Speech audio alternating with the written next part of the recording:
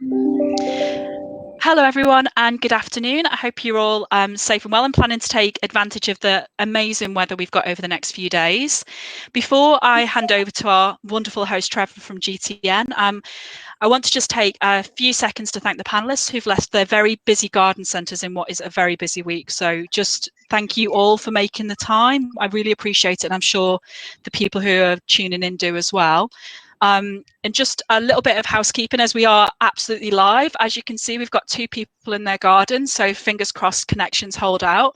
But we've left the chat open for you, so please feel free to say hello or send comments through to us. We like to see that you're there.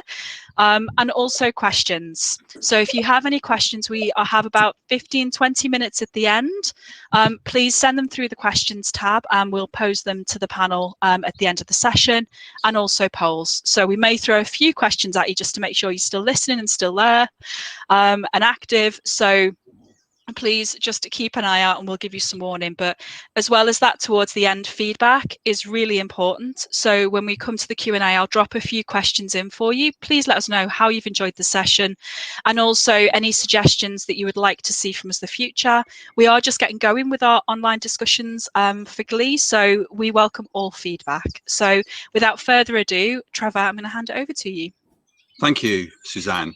Good afternoon and welcome. I'm Trevor Pfeiffer of Garden Trade News, your host for this event about garden centres being open for business. And we're going to talk about the lessons learned from lockdown and the first week of trading. So thank you for tuning in. Let me start by introducing our esteemed panel. And to my right, I have Mike Burks, MD of the Gardens Group and Chairman of the Garden Centre Association, which is the GCA. All 3 of the Dorset and Somerset-based Gardens Group garden centres reopened on May the 13th, and during lockdown they operated a local delivery service. Below Mike is Boyd Douglas Davies, who is PR and Communications Director for British Garden Centres and President of the Horticultural Trades Association, the HTA. All 56 British Garden Centres sites in England reopened on Wednesday the 13th of May. And the site in Carmarthen reopened 2 days earlier on the 11th of May. During lockdown, British Garden Centres operated local and national website delivery services, plus click and collect. Next to Boyd is Adam Wigglesworth. Hello, Adam. MD of Aylett Nurseries in St Albans, an independent single-site business that reopened fully on Thursday, the 14th of May, after running a website and phone ordering local delivery service during lockdown. And then on the left is Will Blake, Director of St Peter's Garden Centre in Worcester. Will reopened just the food hall of his independent garden centre on Tuesday the 28th of April, only for his local authority to serve a prohibition notice on the business to close on Thursday the 7th of May.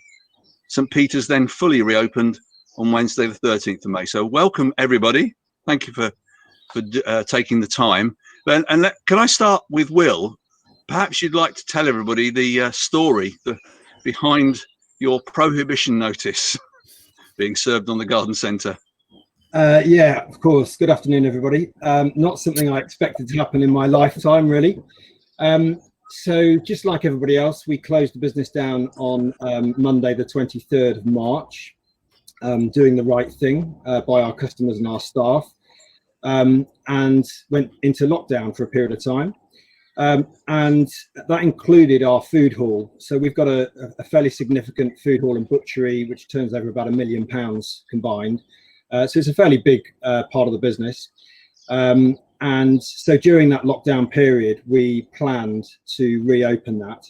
And we contacted our trading standards department, the local trading standards department, and they confirmed that we could reopen those elements along with pets because they're deemed as essential. They also said that we could sell other items, providing customers were making an essential purchase. So we thought, brilliant, that's a plan. So we planned our reopening on the 28th of April, and within about 2, maybe 3 hours, I was contacted by the Environmental Health Department to say that we shouldn't be open. So I explained the story and thought they would go away. And they didn't. I got 2 letters advising me that I needed to close. I did stop selling any other products except for essential items, because I believed that there was good justification for keeping those elements open. So that's just food, butchery items, and pet items. I got lawyers involved to try and argue my case, and I went through the hierarchy of environmental health people, which there is a plethora of. But eventually it resulted in a prohibition notice being served.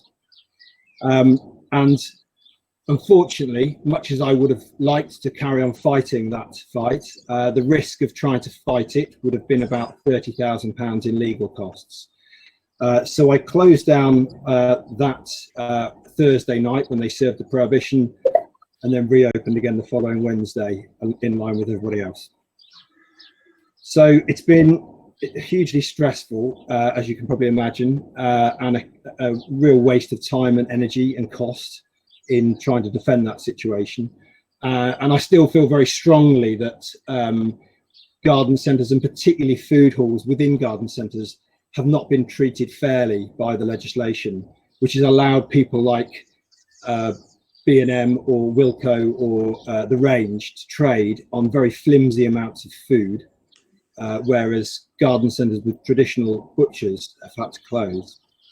Yes, well, also, I know of other garden centres that have been allowed to trade because they sell garden tools, which are hardware, and hardware is counted as essential. So, you know, not your situation just seems particularly weird.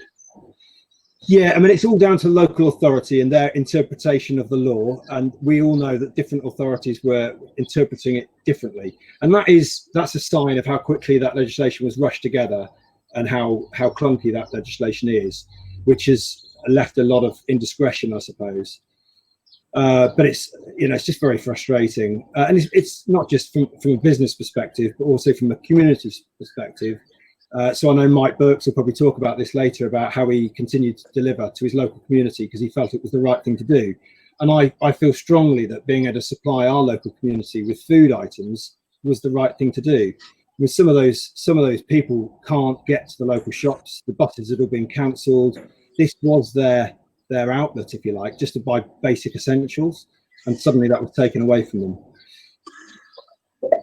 I know you're. Sorry, Will, carry on. It's fair to say my local authority have taken quite a few complaints from our local residents. From your customers. I know your staff, you said some of your staff were in tears when you told them they had to close down on the 7th of May. Well, yes, on the 7th of May. What was the reaction for them and customers when you reopened on the 13th of May? Lots of cheering. Yeah, they were excited to be here. I was very lucky to have the BBC National News here to film the opening, and so you could see some of it on the TV as we opened the gates. There was a big round of applause. It was a great feeling. Good stuff. Good. So did you have a big queue when you reopened? I think there's about 45 in the queue on that first day. And that's been fairly consistent, a queue of people ready to come in the door at 9 o'clock. Okay. Can I introduce you, get the other guys to talk about their first reopening as to how the queue system went right from the start of day? Mike? Yeah, good afternoon, everyone. Yeah, really busy right from the start of the day with a huge queue. 46, I think we had in the queue, one more than we probably.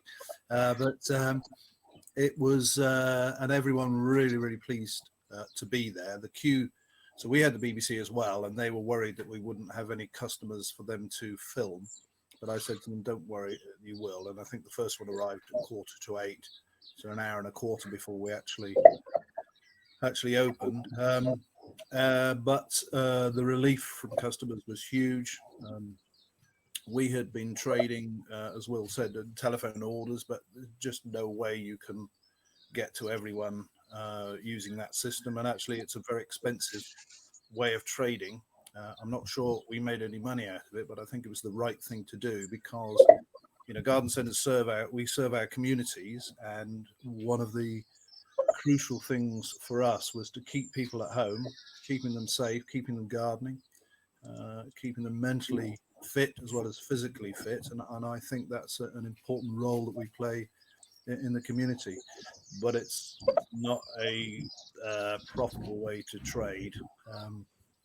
But anyway, so it's nice being back open, but we've still got to do the telephone orders, because those who need home deliveries are those who are behaving and those who really need to be at home anyway. So that's still carrying on.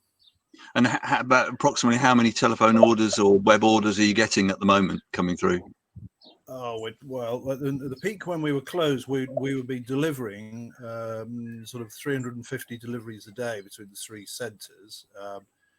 And now we're still doing probably at least we've still got 4 vans on the road rather than 6 vans, but so we're still up there to sort of 150 to 200. It's starting to decline a little bit now. One of the things that I was going to say, that of being careful if you're one of the Scottish garden centres who are about to open next week, which is fantastic, but there's coming out of what you're currently doing with the telephone orders or the internet orders to give you some space to cope with the numbers of people that will come through your door in the early days. Because what we had was this perfect storm, and I think Adam will testify to this as well, but where we had a huge number of telephone orders to deal with at the same time as then a vast number of people coming through the front door, and just being able to cope with that has not been at all easy. And I think just be aware of that when you do reopen. Adam, I remember you saying how desperate you were to keep the garden centre open prior to lockdown. You must have been really excited and pleased to actually reopen it on the Thursday. Yes. Good afternoon. We didn't open on the Wednesday because we didn't feel we were ready. We'd been, as Mike says, bombarded with orders via email. We have not opened our telephone lines for 9 weeks, so we haven't been answering the telephone at all, and we were, the thought of opening, to be honest with you, was actually quite nerve-wracking. A lot of the staff were very nervous. We hadn't seen a customer on site for 8 weeks, and in a peculiar way we'd become quite a good little team. Everyone was safe on site.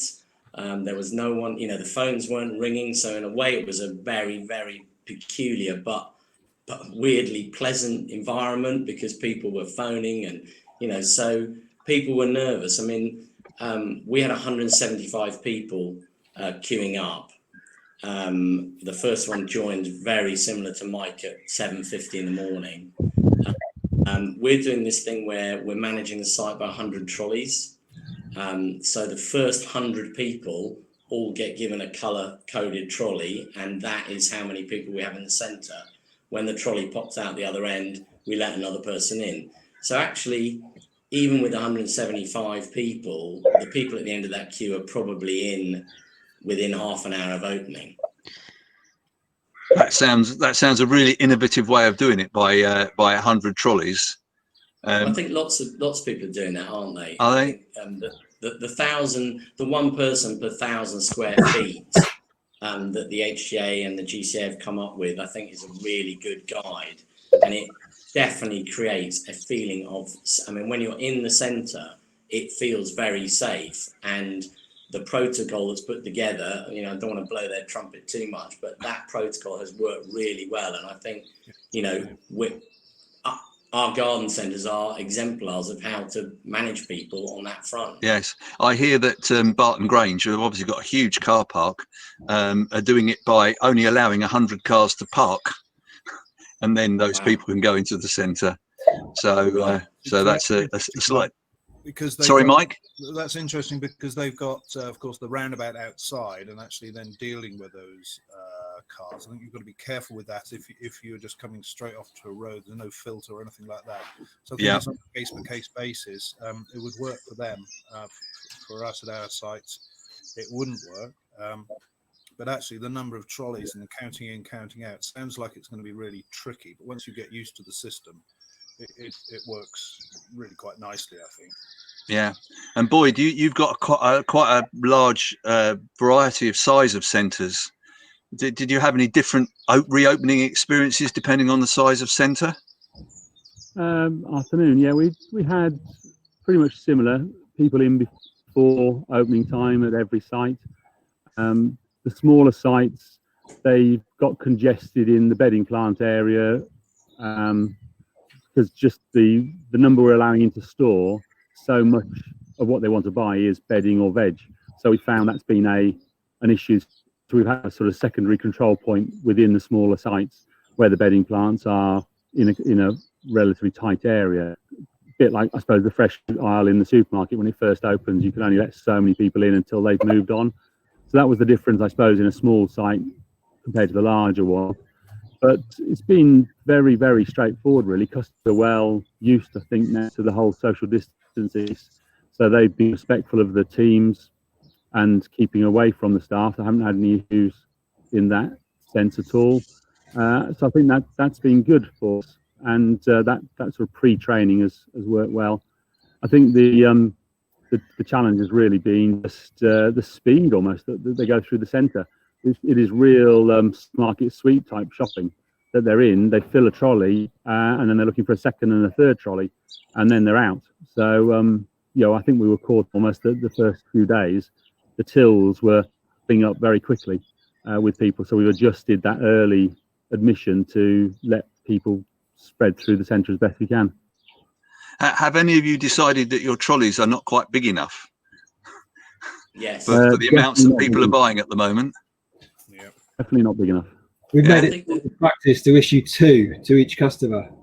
I think the secret is, Trevor, is giving them one of your, depending on what your fleet of trolleys looks like, giving them something mid-range and make sure there are loads of trolleys inside. We've colour-coded ours, and we say to people when you come in, you've got to take this one, but you can pick up others inside. And people are getting, 2 trolleys each. But that, I think that's vital, because you can fill it up really quickly, can't you? Yeah.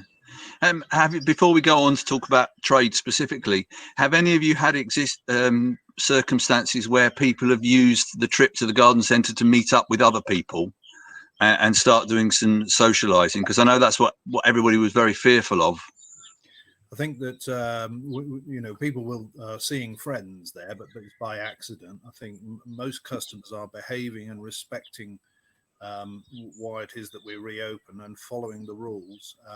Good. And I think they are all just about behaving. You will always get the tiny percentage who and I wouldn't say this on with so many people watching, but there are characters, let's say, that don't get it or decide that actually they will go back against the one-way system, and they don't understand why, and they're saying, well, this is ridiculous. More people are killed by flu the year anyway than this, and all of that stuff.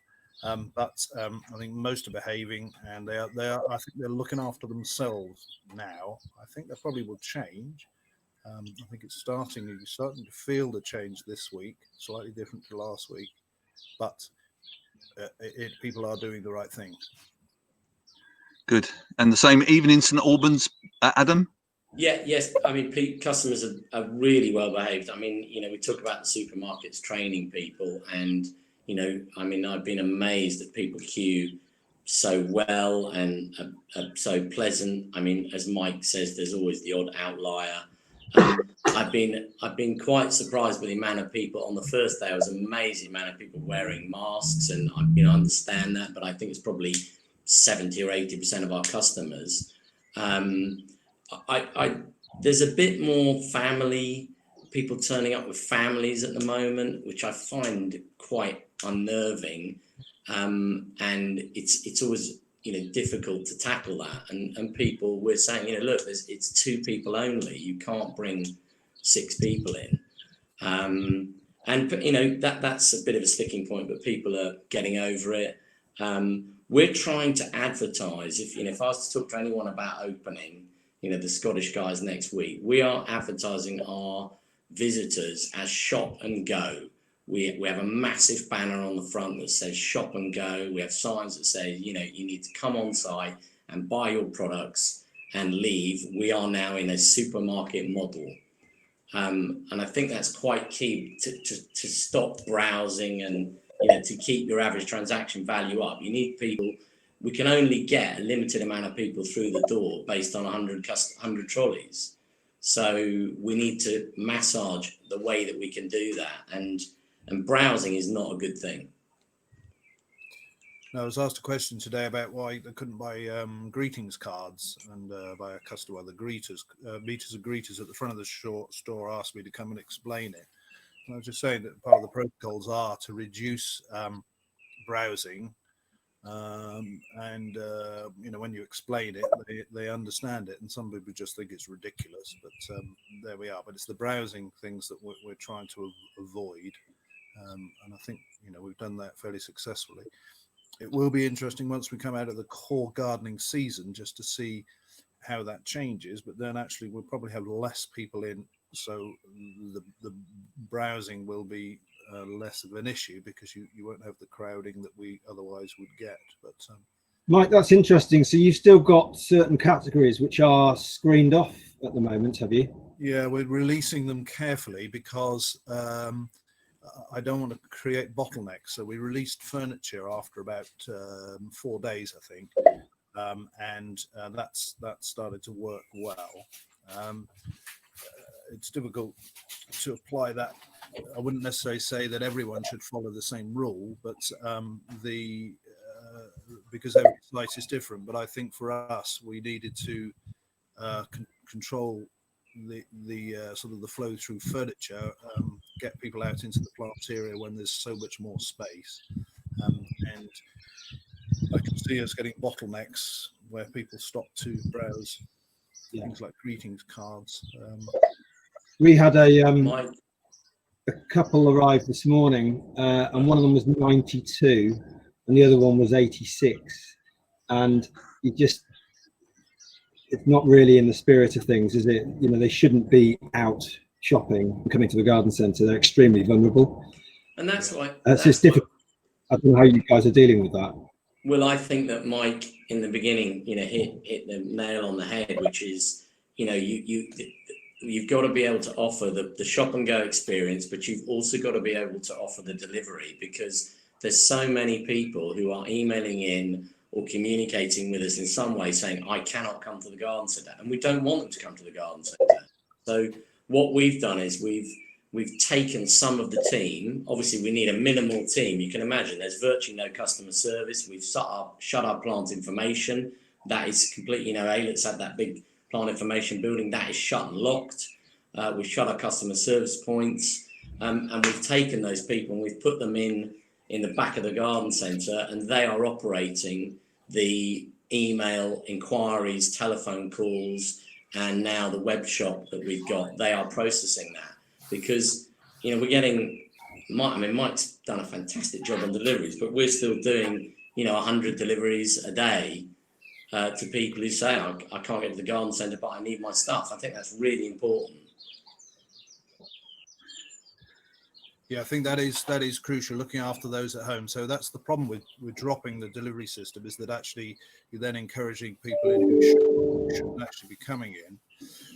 So that's a dilemma, but we're still dealing with a backlog of deliveries, which is not making life easy. I think that'll dwindle down, but we do have to have that. And trying to say to people on the phone, we're open now, and some say, I didn't realise, and start coming in. But those who are vulnerable, we don't want to put them off, and we don't want to force them to come in, because they should be at home and we should be looking after them still.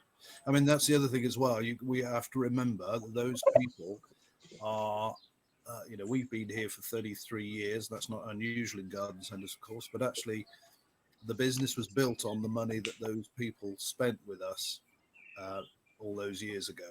So to abandon them now to say we're not doing deliveries would be a dreadful thing. We have got to look after them. Even if it's a little packet of seeds, it doesn't matter what it is.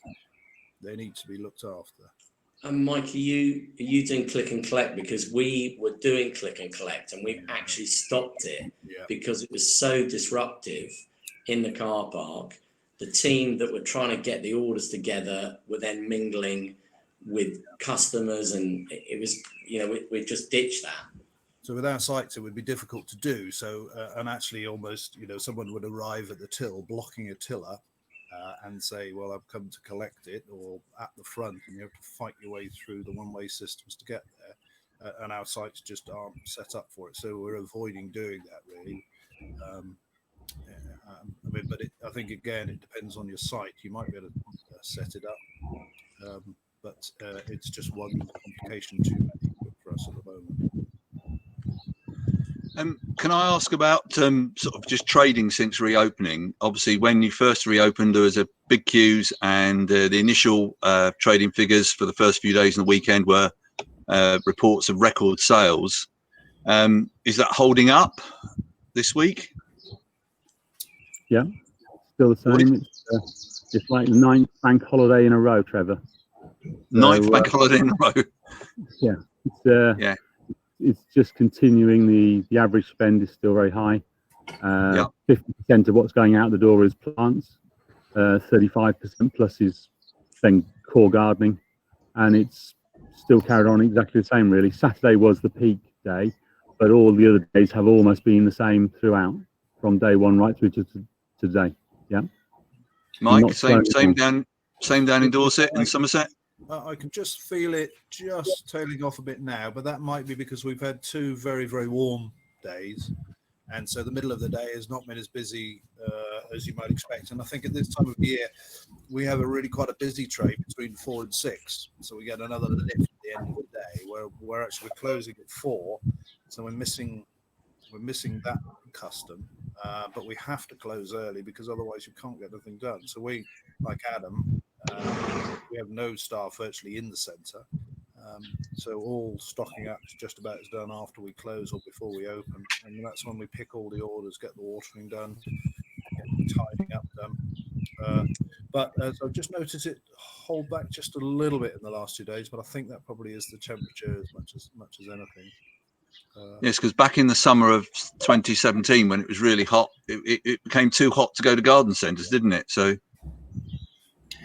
Will, Trevor, I ran some interesting numbers earlier. So I ran the sales report up until lockdown started, the 23rd of March. At that point, we were 6% up year to date. And then I've run the report to show where we were on the 12th of May. So the day before we reopened, and we were then 48% down. So that's the sort of scale of swing.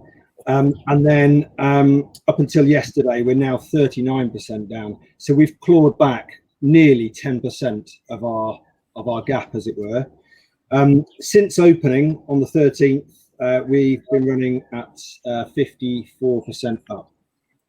Wow! So it's incredibly busy. And average transaction value is roughly speaking double where it would normally be. That did start off even higher, but as trade has settled down, it's now running double consistently. Yeah. And so it's similar for you, Adam? Well, I think that's really interesting because, I mean, Will, that's fantastic. I mean, we, in the last week, obviously last night we ended our first week, and sales were up 13% on the year compared to last year. Now, our customer numbers are down 54%, and our average transaction value is up 207%.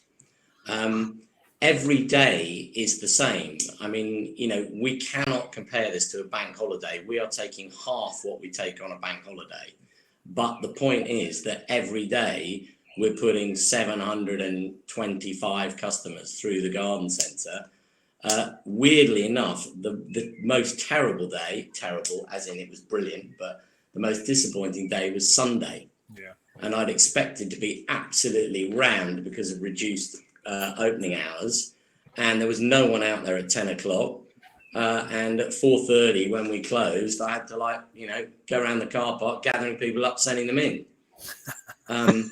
It is really, really peculiar. I mean, I think today we've done 765 transactions, but we're not. There isn't you know, I'm happy. 765 people every day, average transaction 81 quid. We could do that for June, July, August, September. I'll be happy.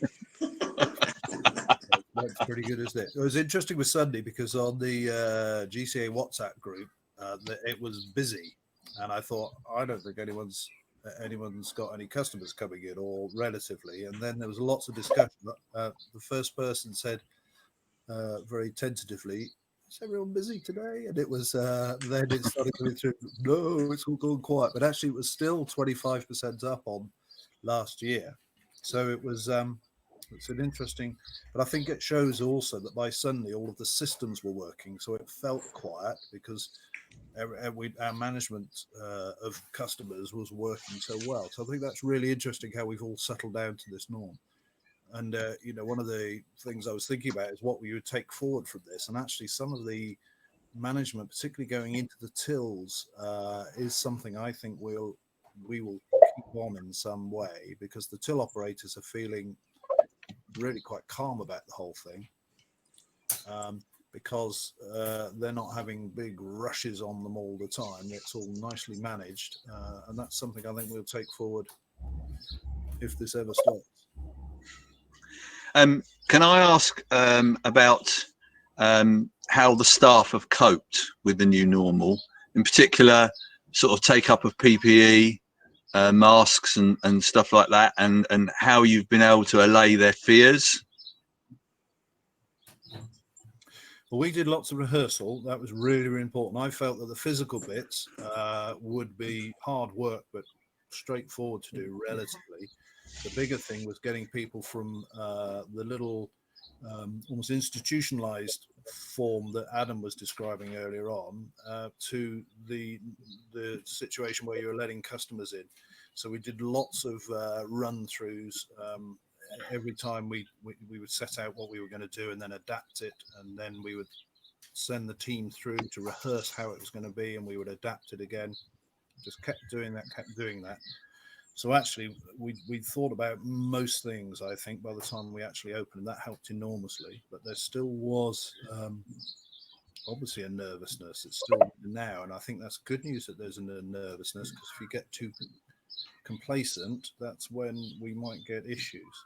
And I think by keeping staff away from customers, which is an anathema to us, of course, but actually that means that the PPE is available in there, but actually we're not getting within 6 feet of anyone. So, you know, at this stage it's not in heavy use, but of course we've got all the screens at the tills, and with no customer getting close to any of the staff outside, it's limiting the risk. Boyd, has that been the same for across the group? Yeah, the team been very happy choosing exactly what they wear. We've bought visors and face masks and gloves, of course. Huge amount of hand wash, so we allowed them to choose largely what they wear from the selection. The only thing we had to buy in Carmarthen on the very first morning just before we opened was we've got a huge amount of high-vis vests in every garden centre, of course, from car park duty and everything. Suddenly realised, of course, they've been shared numerous times, and that was the thing. If people are opening in Scotland next week, I think it's only right you to actually go and buy their individual jacket and get them to write their name in the back and take it home, kind of thing. And that was the only piece of equipment which we hadn't gone out and bought brand new. But the youngsters in the teams I was surprised. Probably very unfair on them, but they've been the ones who've been most keen to wear the PPE. You know, they're almost a sort of a stormtrooper like in some of the kit. You know, they're buying their own super duper masks. I gather some of these things are quite trendy now, and designer masks. And they're coming into work with some quite amazing contraptions on their faces. And then maybe the more parental staff in the teams have just chosen what they want from the selection we've got, but everybody's taken to it. All I can say personally is it's really difficult to wear a mask and wear glasses at the same time, because you do steam up. But no, it's been good, and like I said earlier, it doesn't work for me on top of my head. I can't see a thing. And customers are very mixed in what they're doing and wearing, but they certainly are very happy. I think the feedback's been brilliant, that they see that the staff are, I think, more conscientious, dare I say, in our industry than in the supermarkets. You know, my experience of supermarkets is it's sort of fairly rigorous in the car park, and it falls apart once you walk past the cucumbers, doesn't it? Whereas I think we are maintaining it from the back of the business, which is great. And I think the teams have done a brilliant job, because it was nerve-wracking, particularly for if you're about to reopen and staff haven't been in the building for 6, 7, 8 weeks. That first day, I don't think you can underestimate how nerve-wracking it is for people coming in when they're not sure how the public are going to behave. But the public have been exceptionally well behaved, with just the random odd person who we now give them a bus ticket to St Albans and find that suits us quite well. Thank you, Boyd. One way, of course. A lot of your initial sales have been plants. Obviously, there's been a huge pent-up demand for gardeners to get plants into their gardens. How long do you think that's going to last, or actually, how long can you keep supplying? Will supply match up with demand, and what ideas have you got to extend the plant buying season? The single biggest thing we've realised is actually people just want lovely plants. And if they're walking in the door with open-mindedness about just they want plants, they're buying absolutely lovely things. You know, the whole we must have all these ranges. Actually, this year isn't the case. They're just wanting nice plants, and cottage garden is rocketing, I think, as the replacement for the bedding that they're not maybe finding in the centres. But they're very happy to come in and buy plants, and that's how we're maintaining it at the moment, with just a broad selection. Mike? I think the other thing is that actually, because it's everything is so unusual, there are very few reference points for everyone to know where we are in the year and where we are in the season. So the normal progress of how the garden centre season progresses is just not there. And also, because of the way that the nurseries have had to get rid of sort of second batches, you've got an awful lot of stuff which is a little bit bigger than we would normally expect, and then a lot of stuff which is a little bit smaller, particularly in the bedding range. But actually, I think that, as Boyd says, it's just anything that's looking good will sell. And so plant buyers have sort of got to get out of their normal habits and just find stuff that is looking good. Some of the quality that's coming through is fabulous. We had some wonderful stuff in this week, thank goodness, because it was looking a bit thin. But I think it doesn't really matter. And actually, we are getting quite a lot of new gardeners. And, you know, they'll, as long as it's looking good, they'll go for that.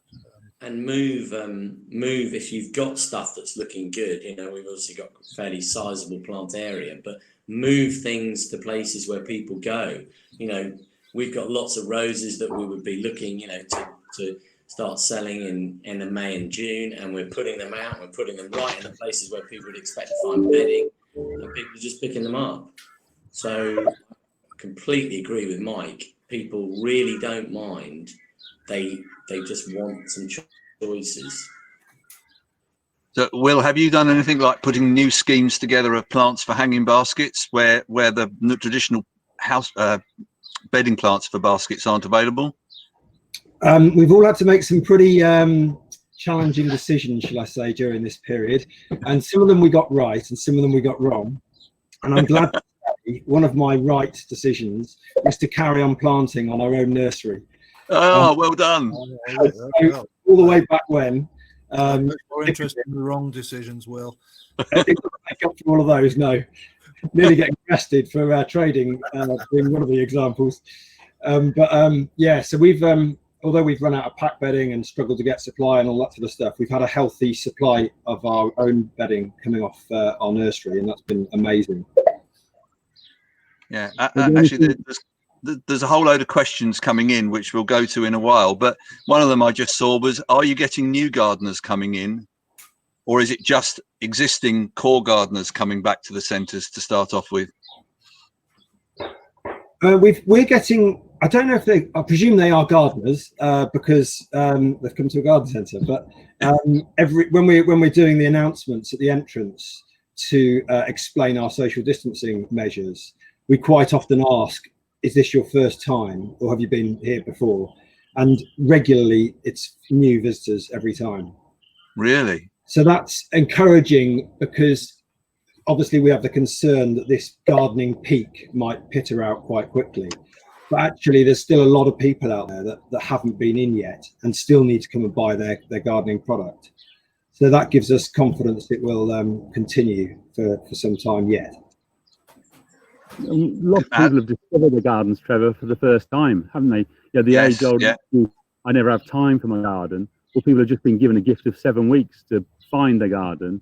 And without doubt, there are first-time gardeners coming into the centres now who've cleared the space, they've made some effort to get ready, and they now feel it's the time to buy something. And that's all ages that we've seen with that. The only big mistake Will's clearly made is he's told us he's got a nursery full of lovely plants, and we've got 47 trucks heading his way tonight. So the biggest mistake Will's made.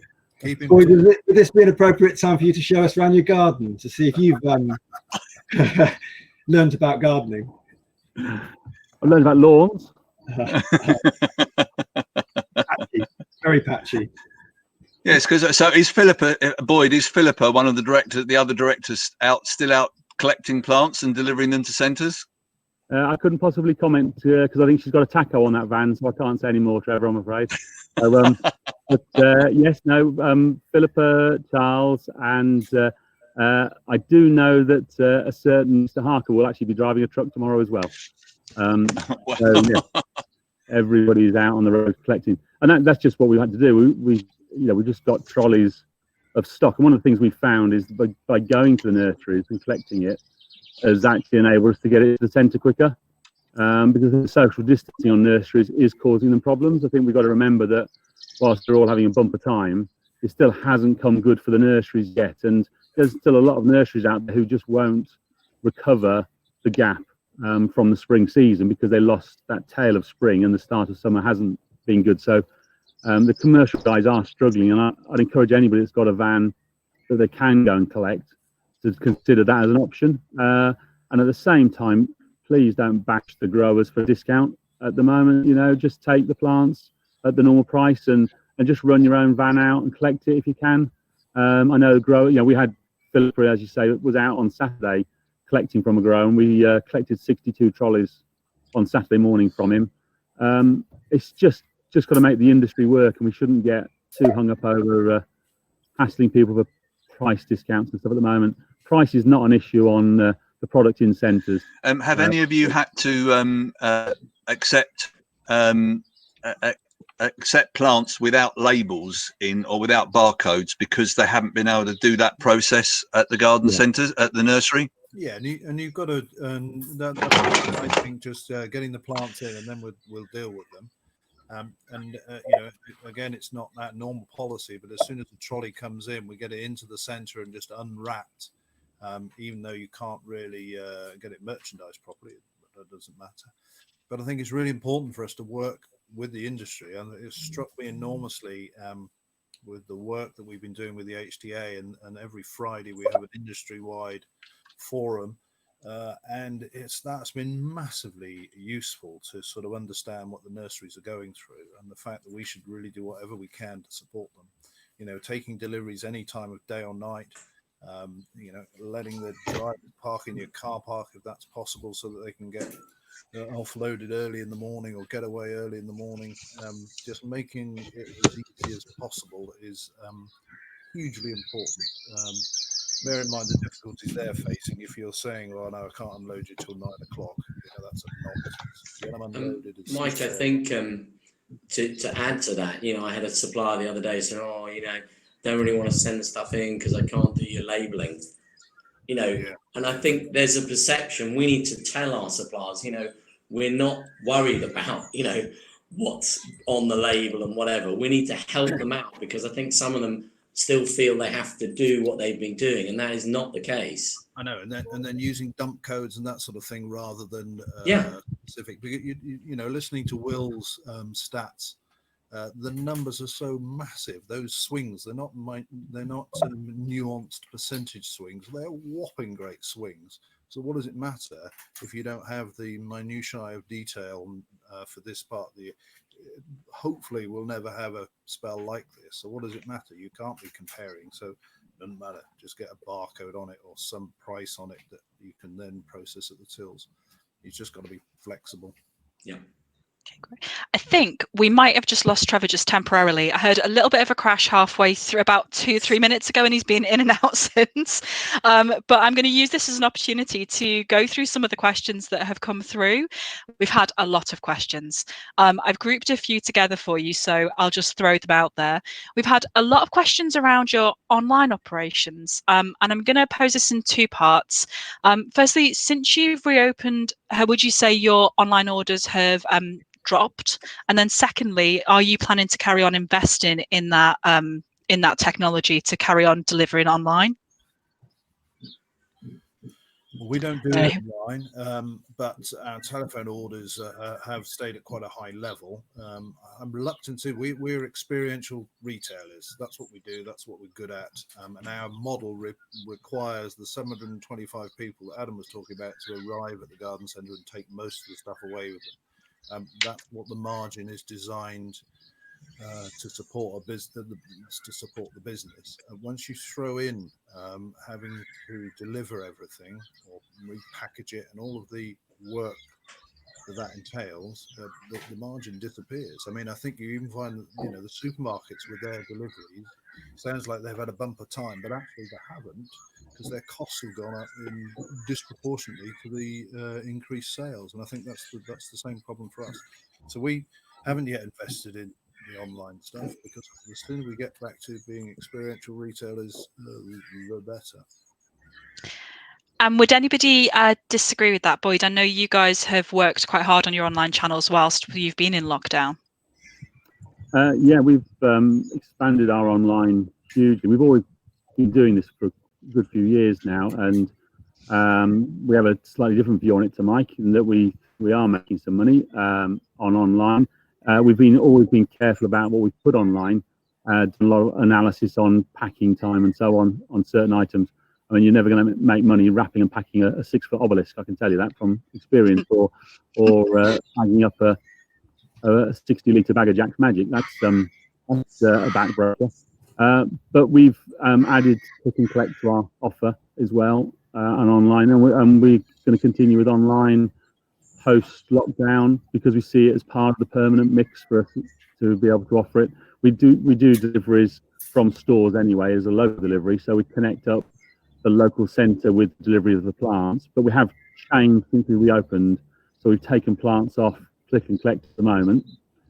They are you just can't keep up with that. You know, you're walking out to get plants that have just gone, but we will reinstate those after the spring frenzy, I'm sure, and online will continue for us. We've dropped from 1,500 orders a day down to 400, 500 orders a day, so it's dropped to a third.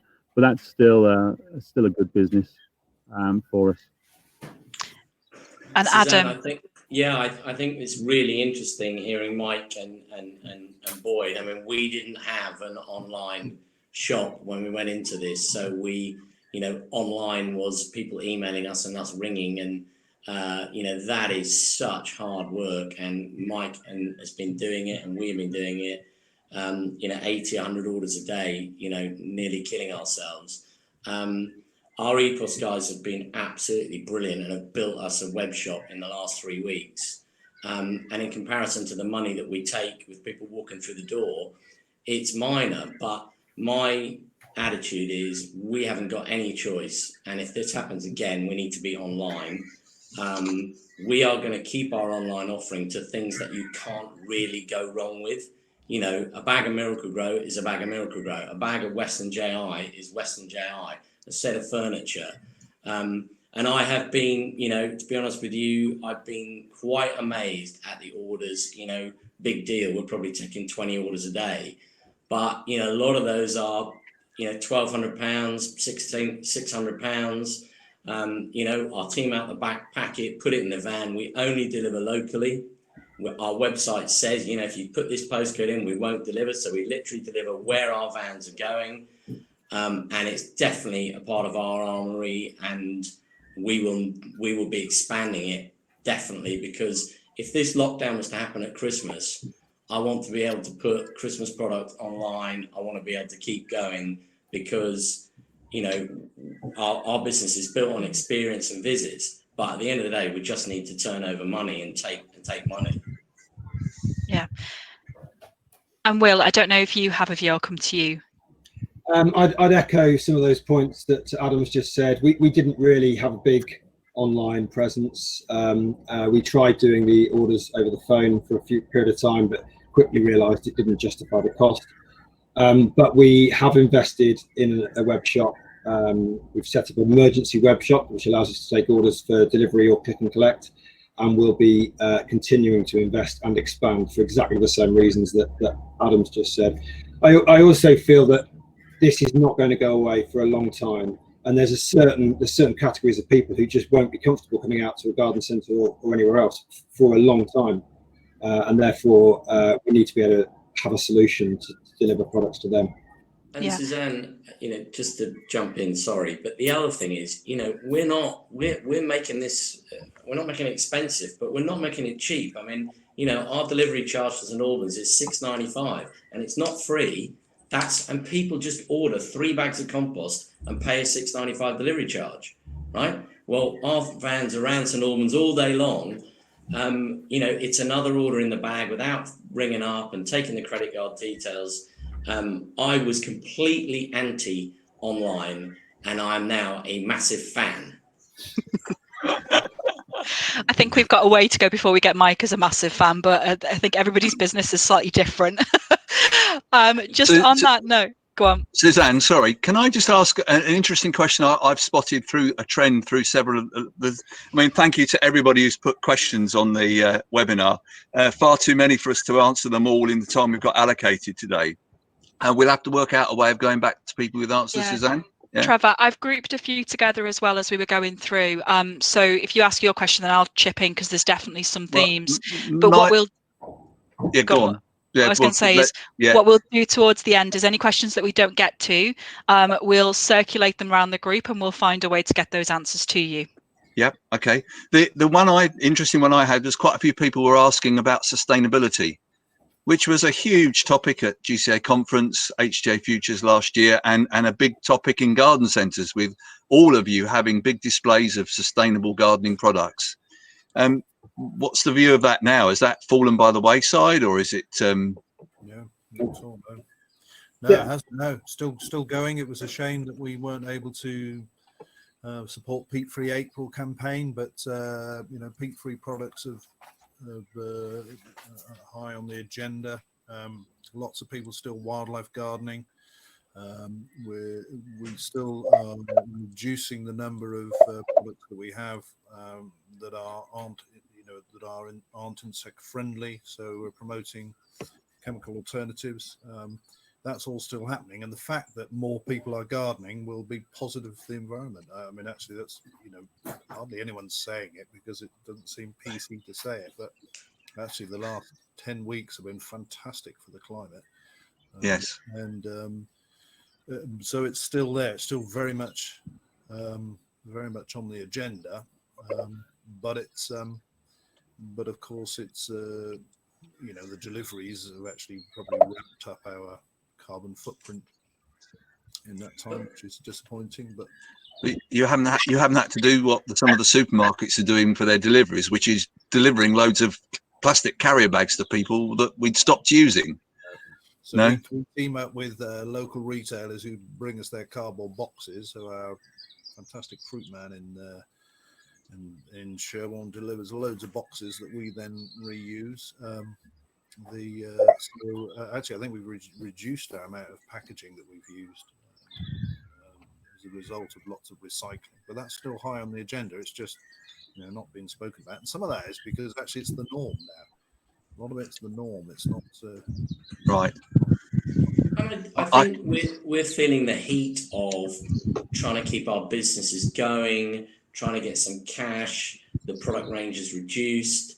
And I think those things are at the front of our mind. But I think when you're sitting at home and you're thinking about your garden, sustainability and product selection is still absolutely going to be vital. And just because this has happened, when we pop out the other end and things are a little bit more normal, that is absolutely going to be on the agenda still. Yeah. Will, you're you're nodding sagely. Yeah, I agree. Yeah, I mean, I think it's not necessarily the first topic that's being discussed at the moment, but all of those things that we talked about and planned are still very important. Some of our projects we've probably just put on hold for the time being because they're not relevant to try and deliver right now. Not when we're running around trying to water plants and service all those customers, but they'll come back to the fore just as soon as we've got chance. And then mindfulness, which is a big part of the GCA conference. Boy, have you needed that over the last few weeks. It is Mental Health Week. Yeah, yeah. Get Tubden on stage. Yeah. Get what? Sorry. Get Tubden on stage, Mike. Oh yes, yeah.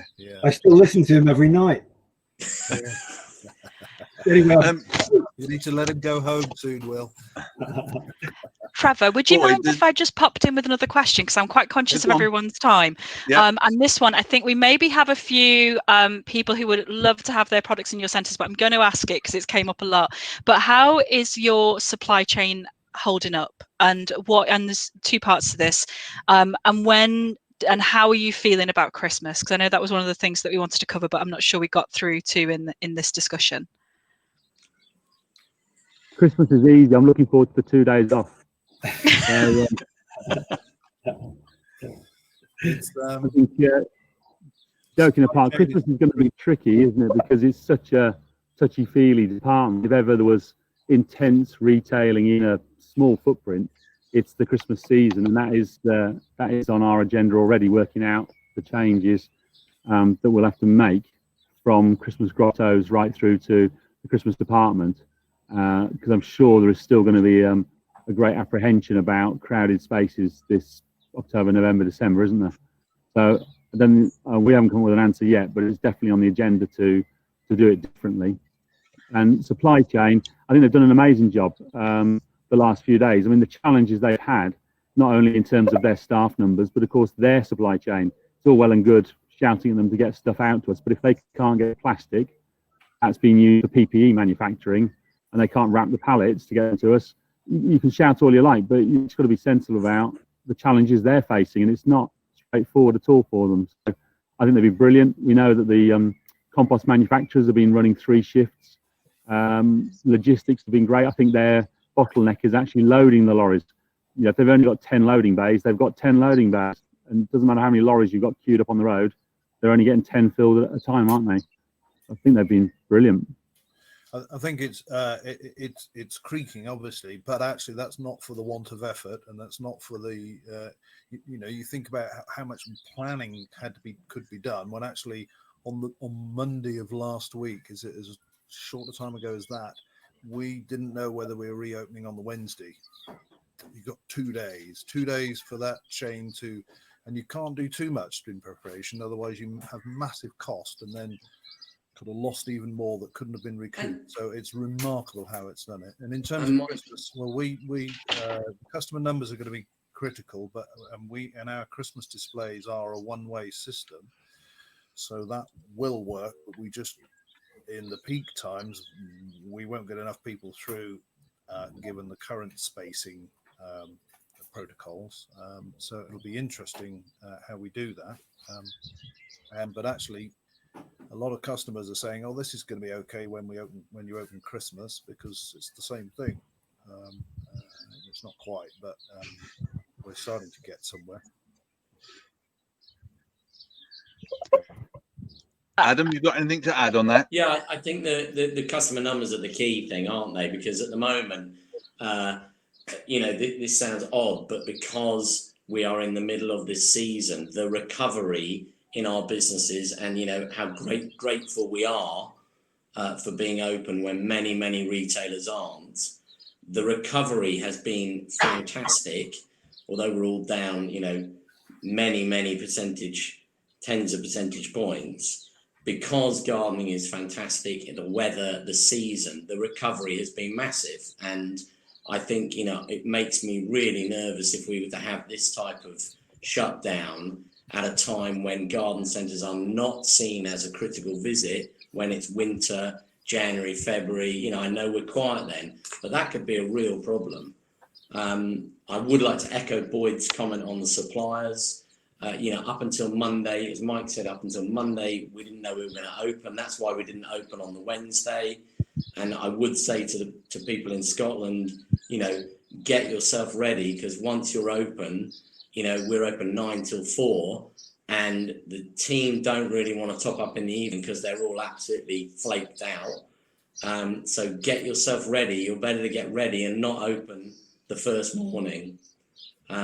Because you need to just be churning people through, and that is my concern about Christmas and all those things.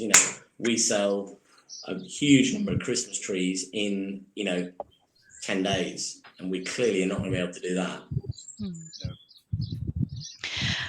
Cool. And Will, I don't know if you've got anything to add. It's very difficult, isn't it, to forecast what the future is going to look like. Obviously, we're still in the middle of our sort of peak horticultural period.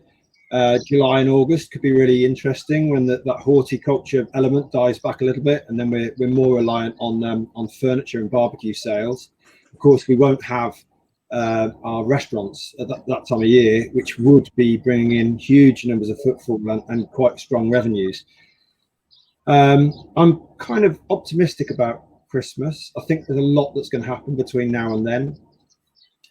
Hopefully the virus is going to die back, and therefore we can relax things a little bit more, and the restriction on the number of people might be able to increase. So, and also, people aren't going to be going on holiday. They are going to be spending more time at home, and therefore, that gives us some optimism about what they might spend on their homes during the Christmas period. So, but it's anybody's guess, isn't it? We don't really know what's going to happen from day to day, let alone month to month.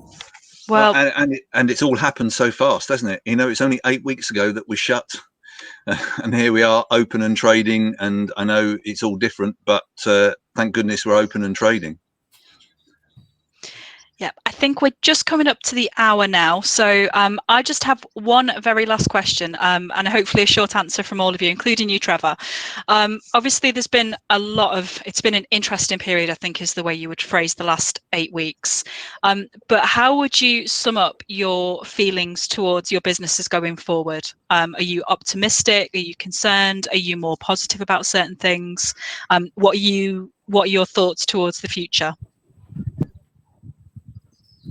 I'll start with you, Adam. I'll pick on you. I feel hugely optimistic, because if we can survive 8 weeks with 20 members of staff out of 125, 25 days on, 25 days off, so 40 in total, no catering, I feel hugely optimistic that we can pretty well adapt to most situations. It has stressed to me the importance of teamwork and of multi-skilled staff. We always used to bang on about that, but the people who can do everything, we just need more of those. And when we get back to normal, that's what we're going to be making sure everyone can do, because those people have kept us going. Yeah, and Mike, I can see you nodding your head there, so I'll come to you next. Yeah, well, I said to our teams on Monday, I went to speak to our farm shop team in Yeovil, and I said to them that important to remember this time. It's been an extreme time, but actually, when in a year's time, or 10 years' time, or even 30 years' time, your grandchildren might say to you, what did you do in those times? And did you stay at home and hide under a blanket and hide behind the sofa? And some people have got to do that, of course. Or did you actually step up to the mark and lead society out of the problems that we're facing? And that, I feel, is what we are involved in at the moment. And I think that might sound like a big claim, but actually it's really important. Obviously, we're not like NHS workers, we're not like the other services that have looked after us, but actually we've been there fighting to get open, working really hard. I think what we're doing, keeping people gardening, is a massively positive thing to do. And if we could do that now in these difficult circumstances, then whoever's going to come on, bring it on, we'll solve it. Yeah. And Boyd, I'm going to come to you next, and then I'll come to you, Will. I think the gain we've had over the last few weeks of recognition of our industry, government and public, is phenomenal. I think that's going to live with us for a long time. I think at long last we've been recognised as alongside agriculture, and horticulture is now there. I think the relationship between suppliers, growers, retailers has to get stronger from this, and I think that will happen. I think we'll all think a lot harder about preparations for spring, and I think the teams have come together in the centres. So I think there's been horrific times, very worrying, and I don't think that is all gone yet. But I do think as an industry we've come together, and our place in the nation's hearts has been cemented for forever, I think. Yeah. And Will, I'll come to you next. Yeah, as you can probably guess from my previous comment, I'm pretty optimistic. Yeah. But I'm also quietly cautious at the same time. I think we've got some pretty tough periods to come, particularly through those summer months, and probably some really difficult decisions still to make, depending on how well our businesses recover. So yeah, I'm cautious but optimistic that the future, should be pretty good. That's great. I'll hand back to Trevor, but thank you so much for all of your time. I'll hand over to Trevor now to wrap up. Well, I must say I'm hugely optimistic about the future of the industry, and bearing in mind we've got restaurants to open up at some point down the line. I think the passion and enthusiasm and the creativity that I've seen around the industry shows that, as Mike says, we will win, we will get through. So I'm really pleased, and I'm also pleased to see that gardening and flowers have created such positive things in the environment. So much so, I'm going to go away and take my photograph for Floral Friday for tomorrow.